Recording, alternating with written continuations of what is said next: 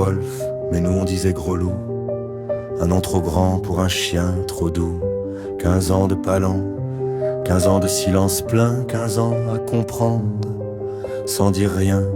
Il n'aboyait pas fort, mais il veillait fort, un regard posé comme une main sur l'épaule. Il connaissait la maison par cœur, les heures, les habitudes, les douleurs. Et même quand tout allait mal, lui, il allait mieux que nous. Gros loup aimait le beurre, pas par gourmandise, par fidélité. Une biscotte beurrée, c'était son trésor, un petit luxe du quotidien. Comme s'il savait que le bonheur tient parfois sur une table de cuisine.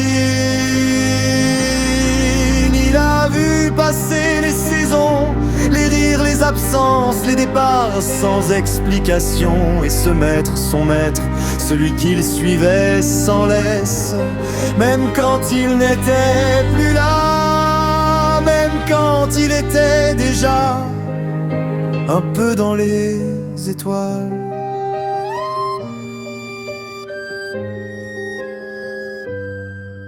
Aujourd'hui Wolf est parti sans bruit, comme il a vécu.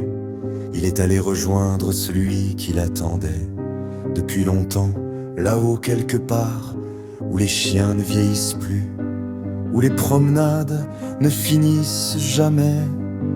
J'imagine gros loup courant à nouveau, sans douleur dans les pattes, avec une biscotte dans la gueule et du beurre plein le cœur, retrouvant son maître comme on retrouve sa place.